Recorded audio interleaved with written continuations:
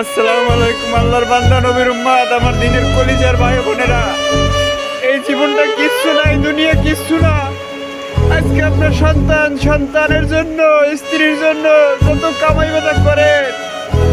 আমার মৃত্যু পিছনে আমি যখন মরে যাব, ওই সন্তান আমার লাশটা পাশে একবার শুয়ে থাকবে না, রাত্রে আমার লাশটা ভালাই দেবে, বারান্দায় শুয়ে রাখবে আমাকে, আমার কোমরের এক গাছ টাকা আমার খুলে রেখে দেবে। আমার সন্তানরা আমার সঙ্গে যাবে 3.5 হাত মাটি আর 3 টুকরা কাপড়, তাছাড়া আমার সঙ্গে কিছু যাবে না ভাই দোস্ত। দুনিয়া ছাড়ুন, আখেরাত ধরুন।